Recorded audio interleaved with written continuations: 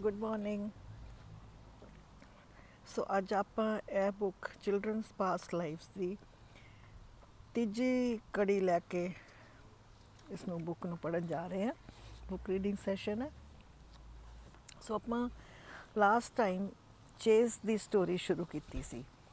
ਸੋ Chase author ਦਾ ਬੇਟਾ ਹੈ, ਛੋਟਾ ਬੱਚਾ ਉਸਦਾ।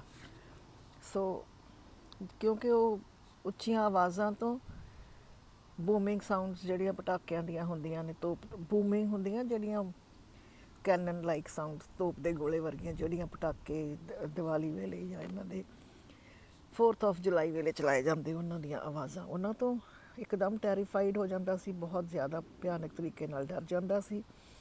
ਅਤੇ ਦੂਸਰਾ ਸਵਿਮਿੰਗ ਪੂਲ 'ਚ ਡਾਈਵਿੰਗ ਕਰਨ ਵੇਲੇ ਡਾਈਵਿੰਗ ਬੋਰਡ ਤੋਂ ਜਿਹੜੀ ਡਾਈਵਿੰਗ ਦੀ ਆਵਾਜ਼ ਅਤੇ ਸਪਲੈਸ਼ ਦੀ ਆਵਾਜ਼, ਜਿਹੜੀ ਉਹ ਡਾਈਵਿੰਗ ਬੋਰਡ ਦੀ ਆਵਾਜ਼ ਆਉਂਦੀ ਹੈ ਜਦੋਂ ਤੋਂ ਡਾਈਵ ਕੀਤਾ ਜਾਂਦਾ, ਉਹਦੇ ਤੋਂ ਬਹੁਤ ਜ਼ਿਆਦਾ ਡਰਦਾ ਸੀ। ਸੋ ਉਹਦੇ ਲਈ ਉਹ ਨਾਰਮਲ ਇੰਗੇ ਦੀ ਹੈਲਪ ਲਈ ਜਾਂਦੀ ਹੈ ਅਤੇ ਨਾਰਮਨ ਇੰਗੇ ਉਹਦੀ ਐਕਸਪੈਰੀਮੈਂਟ ਕਰਨ ਜਾ ਰਹੇ ਨੇ ਕਿ ਬੱਚਾ ਉਹਦੇ ਨਾਲ ਠੀਕ ਹੁੰਦਾ ਹੈ ਕਿ ਨਹੀਂ। ਸੋ ਨਾਰਮਨ ਇੰਗੇ ਦੀ ਆਵਾਜ਼ ਵਿੱਚ ਸ਼ੁਰੂ ਕਰਦੇ ਹਾਂ। Sit on your mom's lap, close your eyes and tell me what you see when you hear the loud noises that scare you. ਸੋ ਜੋ ਚੇਜ਼ ਨੇ ਜਵਾਬ ਦਿੱਤਾ, ਉਹਦੇ ਲਈ ਉਹਦੀ ਮਦਰ ਬਿਲਕੁਲ ਤਿਆਰ ਨਹੀਂ ਸੀ। ਉਹਦੀ ਗੋਦੀ 'ਚ ਬੈਠਾ ਹੋਇਆ ਸੀ ਅਤੇ ਚੇਜ਼ ਨੇ ਬੋਲਣਾ ਸ਼ੁਰੂ ਕੀਤਾ। He started describing himself as a soldier, adult soldier, carrying a gun. I'm standing behind a rock. I'm carrying a long gun with a kind of sword at the end. So, ਮੈਂ ਇੱਕ ਵੱਡੇ ਪੱਥਰ ਦੇ ਪਿੱਛੇ ਖੜਾ ਹਾਂ, ਮੈਂ ਇੱਕ ਫੌਜੀ ਹਾਂ ਅਤੇ ਮੇਰੇ ਹੱਥ 'ਚ ਬੰਦੂਕ ਹੈ, ਲੰਬੀ ਬੰਦੂਕ, ਅਤੇ ਉਹਦੇ ਸਿਰੇ 'ਤੇ ਤਿੱਖੀ ਤਲਵਾਰ ਟਾਈਪ ਕੋਈ ਚੀਜ਼ ਲੱਗੀ ਹੋਈ ਹੈ। ਅਤੇ ਉਹਦੀ ਮਦਰ ਦਾ ਦਿਲ ਜ਼ੋਰ ਜ਼ੋਰ ਦੀ ਧੜਕਣ ਲੱਗਿਆ ਅਤੇ ਉਹਦੀ ਬਾਹਾਂ ਦੇ ਰੌਂਗਟੇ ਖੜੇ ਹੋ ਗਏ ਇਹ ਸੁਣ ਕੇ।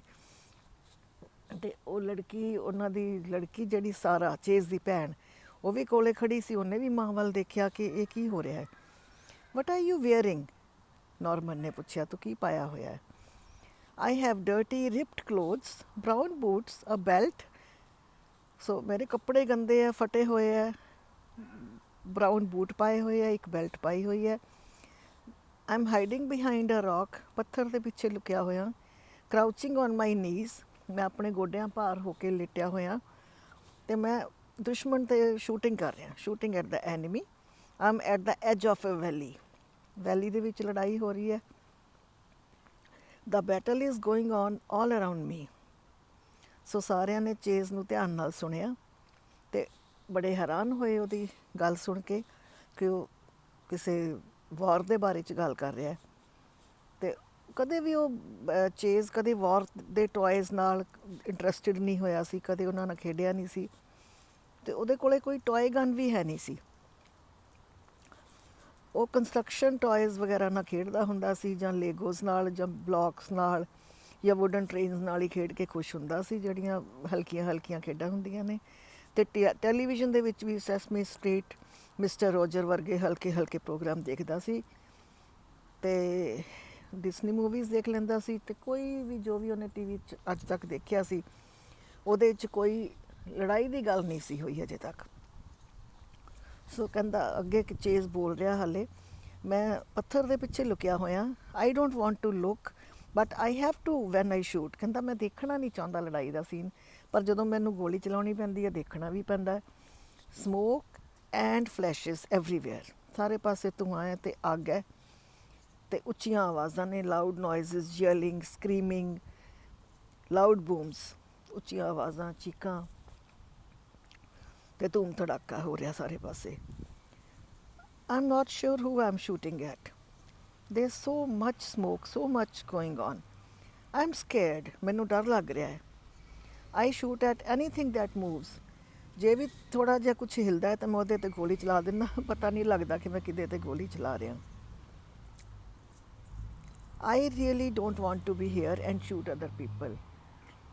ਸੋ ਉਹ ਦਿਲੋਂ, ਉਹਦਾ ਬਿਲਕੁਲ ਦਿਲ ਨਹੀਂ ਕਰ ਰਿਹਾ ਕਿ ਲੋਕਾਂ 'ਤੇ ਗੋਲੀ ਚਲਾਏ, ਪਰ ਉਹਨੂੰ ਮਜਬੂਰਨ ਡਿਊਟੀ ਵਾਸ਼ ਚਲਾਉਣੀ ਪੈ ਰਹੀ ਹੈ। ਚਾਹੇ ਛੋਟੇ ਜਿਹੇ ਚੇਜ਼ ਦੀ ਆਵਾਜ਼ ਸੀ, ਪਰ ਉਹਦੀ ਟੋਨ ਬਿਲਕੁਲ ਸੀਰੀਅਸ ਸੀ, ਮੈਚਿਓਰ ਸੀ, ਅਤੇ ਜੇ 5 ਸਾਲ ਦੇ ਬੱਚੇ ਤੋਂ ਬਿਲਕੁਲ ਵੱਖਰੀ ਸੀ। ਉਹ ਇੱਕਦਮ ਇੱਕ ਫੌਜੀ ਦੀ ਤਰ੍ਹਾਂ ਆਪਣੀਆਂ ਫੀਲਿੰਗਸ ਦੱਸ ਰਿਹਾ ਸੀ। ਦੱਸ ਰਿਹਾ ਸੀ ਕਿ ਮੈਂ ਦੂਸਰੇ ਲੋਕਾਂ 'ਤੇ ਉਹ ਬਿਲਕੁਲ ਗੋਲੀ ਚਲਾਉਣਾ ਹੀ ਨਹੀਂ ਚਾਹੁੰਦਾ। ਸੋ ਉਹ ਕੋਈ ਵਾਰ ਨੂੰ ਗਲੋਰੀਫਾਈ ਨਹੀਂ ਸੀ ਕਰ ਰਿਹਾ, ਬਲਕਿ ਉਹਦੇ ਤੋਂ ਇੱਕ ਨਾਰਮਲ ਹਿਊਮਨ ਇਮੋਸ਼ਨਸ ਡਿਸਕਰਾਈਬ ਕਰ ਰਿਹਾ ਸੀ। ਐਂਡ ਉਹਨੂੰ ਆਪਣੇ ਆਪ ਨੂੰ ਆਪਣੇ ਐਕਸ਼ਨਸ ਦੀ ਵੈਲਿਊ 'ਤੇ ਸ਼ੱਕ ਹੋ ਰਿਹਾ ਸੀ ਕਿ ਇਹਦਾ ਕੀ ਮਤਲਬ ਹੈ ਇਸ ਸਾਰੇ ਇੰਨੇ ਖੂਨ ਖਰਾਬੇ ਦਾ। ਅਤੇ ਉਹਨੂੰ ਸਿਰਫ ਆਪਣੇ ਆਪ ਨੂੰ ਜ਼ਿੰਦਾ ਰੱਖਣ ਬਾਰੇ ਸੋਚ ਰਿਹਾ ਸੀ ਉਹ, ਕਿ ਕਿਸ ਤਰ੍ਹਾਂ ਜ਼ਿੰਦਾ ਰੱਖਿਆ ਜਾਵੇ। ਅਤੇ ਚੇਜ਼ ਬਿਲਕੁਲ ਉਹਨਾਂ ਨੂੰ ਸਾਫ਼ ਦਿਖਾਈ ਦੇ ਰਿਹਾ ਸੀ ਕਿ ਚੇਜ਼ ਇਹ ਬਨਾਵਟੀ ਨਹੀਂ ਕਰ ਰਿਹਾ, ਉਹ ਸੱਚੀ ਮੁੱਚੀ ਵਾਰ ਸੀਨ ਫੀਲ ਕਰ ਰਿਹਾ ਹੈ, ਦੇਖ ਰਿਹਾ ਹੈ। ਅਤੇ ਉਹਦੀ ਸਰੀਰ ਜਿਹੜੀ ਉਹਦੀ ਬਾਡੀ ਲੈਂਗੁਏਜ ਸੀ ਉਹਦੇ ਤੋਂ ਵੀ ਦਿਖ ਰਿਹਾ ਸੀ, ਉਹ ਬਿਲਕੁਲ ਟੈਂਸ ਹੋਇਆ ਹੋਇਆ ਸੀ, ਅਕੜਿਆ ਹੋਇਆ ਸੀ ਉਹਦਾ ਸਰੀਰ, ਅਤੇ ਬਿਲਕੁਲ ਕਰਲ ਅਪ ਹੋ ਰਿਹਾ ਸੀ ਉਹ ਪੇਨ ਨਾਲ। ਅਤੇ ਉਹਦੀ ਮਾਂ ਨੇ, ਕਿਉਂਕਿ ਉਹਨੂੰ ਗੋਦੀ 'ਚ ਬਿਠਾਇਆ ਹੋਇਆ ਸੀ, ਉਹਦੀ ਮਦਰ ਉਹਦਾ ਡਰ ਬਿਲਕੁਲ ਫੀਲ ਕਰ ਰਹੀ ਸੀ। ਨਾਰਮਨ ਨੇ ਵੀ ਫੀਲ ਕੀਤਾ ਕਿ ਚੇਜ਼ ਬਹੁਤ ਡਿਸਟਰੈਸ ਵਿੱਚ ਹੈ, ਅਤੇ ਸੋ ਉਹਨੇ ਸਮਝਾਉਣਾ ਸ਼ੁਰੂ ਕੀਤਾ ਚੇਜ਼ ਨੂੰ।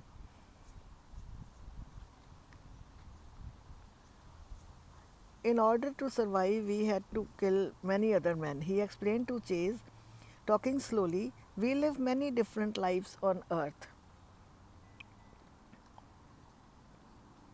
We take turns playing different parts like actors in a play. We learn what it means to be human by playing these different parts.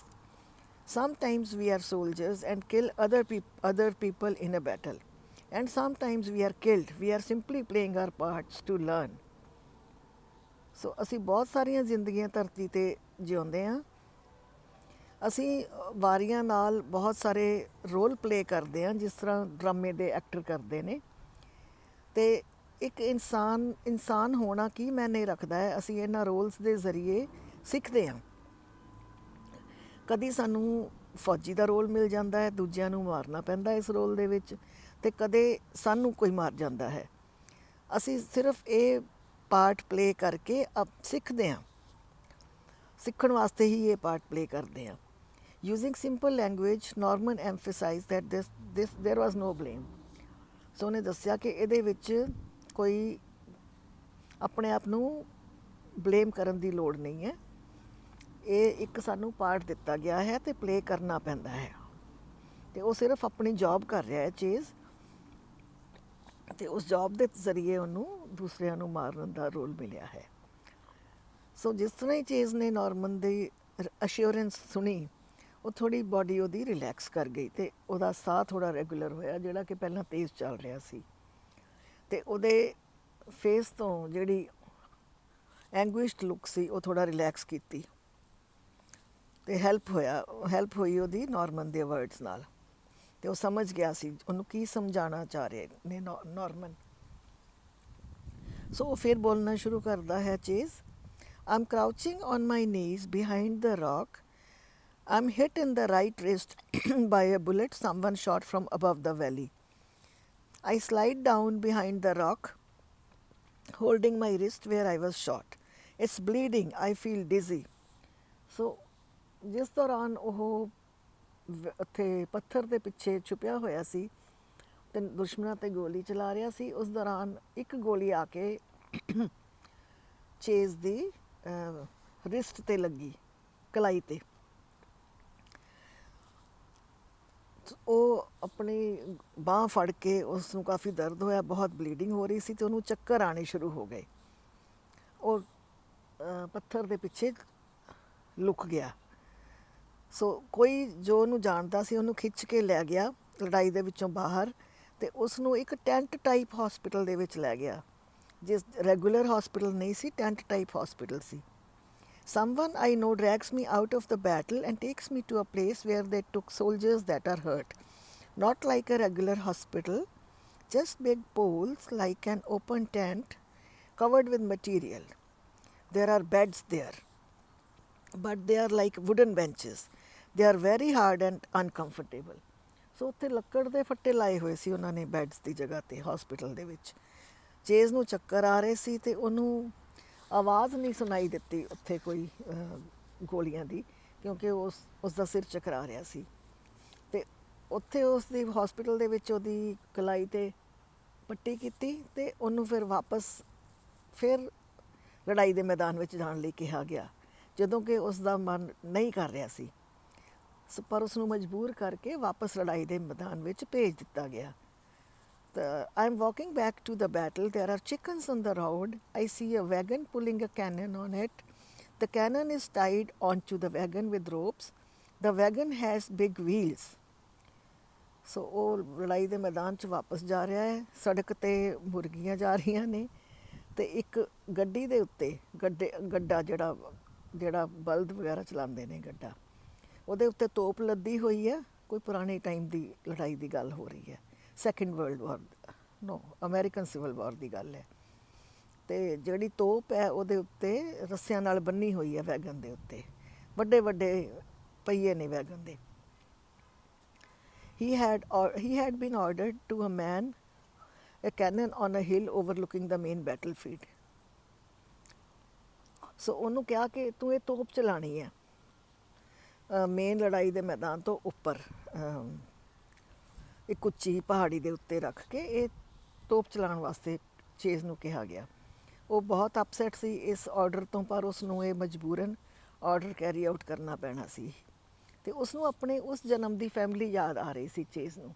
He missed his family. ਅਤੇ ਜਦੋਂ ਹੀ ਉਸਨੇ ਆਪਣੀ ਫੈਮਿਲੀ ਦਾ ਨਾਮ ਲਿਆ ਅਤੇ ਨੋਰਮਨ ਨੇ ਉਹਦੀ ਮਾਂ ਵੱਲ ਦੇਖਿਆ, ਚੇਜ਼ ਦੀ ਮਾਂ ਵੱਲ, ਕਿ ਉਹਨੂੰ ਕੁਝ ਸਮਝਾਉਣ ਦੀ ਕੋਸ਼ਿਸ਼ ਕੀਤੀ। So Chase started to fidget and told us the images were fading. He opened his eyes, looked around the kitchen, looked at Norman, asked him how he felt. Chase chirped, fine. Then he hopped off my lap, grabbed another cookie and ran into the other room to play. ਸੋ ਇੱਥੋਂ ਤੱਕ ਦੱਸ ਕੇ ਉਹ ਕਿ ਉਸ ਨੂੰ ਉਹ ਤੋਪ ਚਲਾਉਣ ਲਈ ਕਿਹਾ ਗਿਆ, ਜਦੋਂ ਕਿ ਉਸ ਦਾ ਮਨ ਨਹੀਂ ਮੰਨ ਰਿਹਾ ਅਤੇ ਉਹ ਪਰ ਆਪਣੀ ਫੈਮਿਲੀ ਨੂੰ ਮਿਸ ਕਰ ਰਿਹਾ। ਇਸ ਤੋਂ ਬਾਅਦ ਚੇਜ਼ ਨੇ ਹਿਲਣਾ ਜੁਲਣਾ ਸ਼ੁਰੂ ਕਰ ਦਿੱਤਾ ਅਤੇ ਉਹਨੇ ਅੱਖਾਂ ਖੋਲ੍ਹ ਲਈਆਂ ਅਤੇ ਦੌੜ ਗਿਆ ਉੱਤੇ ਆਪਣਾ ਖੇਡਣਾ ਸ਼ੁਰੂ ਕਰ ਦਿੱਤਾ। ਇਸ ਤੋਂ ਅੱਗੇ ਉਸ ਦਿਨ ਚੇਜ਼ ਆਪਣੀ ਸਟੋਰੀ ਨਹੀਂ ਸੁਣਾ ਸਕਿਆ। ਅਤੇ ਉਸ ਤੋਂ ਬਾਅਦ ਨੋਰਮਨ ਨੇ, ਸਾਰਾ ਨੇ ਅਤੇ ਚੇਜ਼ ਦੀ ਮਦਰ ਕੈਰਲ ਨੇ ਇੱਕ ਦੂਸਰੇ ਵੱਲ ਦੇਖਿਆ ਅਤੇ ਸਿਰਫ 20 ਮਿੰਟ ਹੋਏ ਸੀ ਚੇਜ਼ ਨੂੰ ਗੋਦੀ 'ਚ ਬਿਠਾ ਕੇ ਸ਼ੁਰੂ ਕੀਤੇ ਹੈ ਸਾਰੀ ਪ੍ਰਕਿਰਿਆ। ਅਤੇ 20 ਮਿੰਟਾਂ ਦੇ ਵਿੱਚ ਇੰਨੀ ਸਟੋਰੀ ਦੱਸ ਕੇ ਚੇਜ਼ ਨੇ ਅੱਗੋਂ ਖੇਡਣਾ ਸ਼ੁਰੂ ਕਰ ਦਿੱਤਾ। ਅਤੇ ਚਲੋ ਉਸ ਦਿਨ ਇਹ ਕਹਾਣੀ ਖਤਮ ਹੋ ਗਈ। ਉਸ ਤੋਂ ਬਾਅਦ ਉਹਨਾਂ ਨੇ ਹੋਰ ਚਾਹ ਵਗੈਰਾ ਮੰਗੀ ਨੋਰਮਨ ਨੇ, ਤਾਂ ਨੋਰਮਲ ਆਪਣੀਆਂ ਐਕਸਪਲੇਨੇਸ਼ਨ ਦਿੱਤੀ ਨੋਰਮਨ ਨੇ। ਇੱਕ ਛੋਟਾ ਜਿਹਾ ਮਿਰੇਕਲ ਸੀ ਇੱਕ ਤਰ੍ਹਾਂ ਇਹ। Norman was sure that Chase had remembered a past life. Norman ਨੂੰ ਪੱਕਾ ਯਕੀਨ ਸੀ ਕਿ ਚੇਜ਼ ਨੂੰ ਕੋਈ ਆਪਣਾ ਪੁਰਾਣਾ ਜਨਮ ਯਾਦ ਆਇਆ ਹੈ ਅਤੇ ਇੱਕ ਟਰੋਮੈਟਿਕ ਐਕਸਪੀਰੀਅੰਸ ਸੀ ਪਾਸਟ ਲਾਈਫ ਦਾ, ਵਾਰ ਦਾ, ਅਤੇ ਉਸ ਕਰਕੇ ਉਹਦਾ ਫੋਬੀਆ ਸੀ, ਜਿਹੜਾ ਉੱਚੀਆਂ ਆਵਾਜ਼ਾਂ ਦਾ ਫੋਬੀਆ ਸੀ, ਉਸ ਕਰਕੇ ਹੋ ਸਕਦਾ ਹੈ ਪੋਸੀਬਲੀ।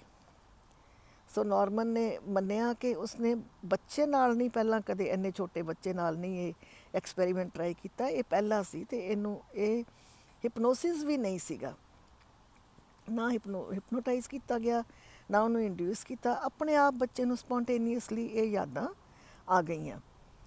ਸੋ Sarah, who had been quietly absorbing everything that happened, suddenly bounced up and down in her chair, waving her arms, and piped in, that spot on Chase's wrist where he was shot, that's where his eczema is. ਸੋ ਜਿੱਥੇ Chase ਨੇ ਕਿਹਾ ਸੀ ਕਿ ਉਸਨੂੰ ਗੋਲੀ ਲੱਗੀ ਹੈ, ਉੱਥੇ ਉਸਨੂੰ ਐਗਜ਼ੀਮਾ ਹੋ ਜਾਂਦਾ ਸੀ ਇਸ ਜਨਮ ਵਿੱਚ। ਉਹਦੀ ਭੈਣ ਨੂੰ, ਸਾਰਾ ਨੂੰ ਇੱਕਦਮ ਗੱਲ ਯਾਦ ਆਈ ਐਂਡ ਉਹ ਸਹੀ ਸੀ ਗੱਲ। ਸੋ ਉਹ ਚੇਜ਼ ਨੂੰ ਉਹ ਐਗਜ਼ੀਮਾ ਇਸ ਜਨਮ ਵਿੱਚ ਹੋ ਰਿਹਾ ਸੀ, ਜਿਹੜਾ ਕਿ ਇੱਕ ਤਰ੍ਹਾਂ ਸੋਮੈਟਿਕ ਮੈਮਰੀ ਸੀ ਪਿਛਲੇ ਜਨਮ ਦੀ। ਸੋ ਇਸ ਤੋਂ ਬਾਅਦ ਚੇਜ਼ ਦਾ ਜਿਹੜਾ ਡਰ ਸੀਗਾ ਉੱਚੀਆਂ ਆਵਾਜ਼ਾਂ ਦਾ, ਉਹ ਗਾਇਬ ਹੋ ਗਿਆ। ਅਤੇ ਇਸ ਤੋਂ ਬਾਅਦ 6ਵੇਂ ਬਰਥਡੇ ਲਈ ਉਹਨੂੰ ਡਰਮ ਸੈੱਟ ਉਹਨੇ ਮੰਗਿਆ ਆਪਣਾ ਗਿਫਟ, ਅਤੇ ਉਹ ਸੀਰੀਅਸਲੀ ਡਰਮਿੰਗ ਸਿੱਖਣ ਲੱਗ ਗਿਆ ਤੇ ਉਹ ਘਰ ਸਾਰਾ ਉਹਨਾਂ ਦਾ ਹਮੇਸ਼ਾ ਲਾਊਡ ਬੂਮਿੰਗ ਆਵਾਜ਼ਾਂ ਨਾਲ ਭਰਿਆ ਰਹਿੰਦਾ।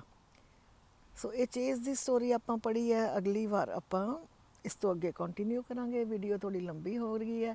Thank you. ਔਰ ਜੇ ਤੁਹਾਨੂੰ ਇੰਟਰਸਟ ਬਣ ਰਿਹਾ ਹੈ ਤਾਂ ਪਲੀਜ਼ ਲਾਈਕ ਐਂਡ ਸਬਸਕ੍ਰਾਈਬ ਕਰ ਦਿਓ ਤਾਂ ਕਿ ਤੁਹਾਨੂੰ ਨੋਟੀਫਿਕੇਸ਼ਨ ਮਿਲਦੀ ਰਹੇ ਹਰ ਵੀਡੀਓ ਦੀ। ਨੈਕਸਟ ਵੀਡੀਓ 'ਚ ਆਪਾਂ ਅੱਗੇ ਕੰਟੀਨਿਊ ਕਰਾਂਗੇ। Bye bye.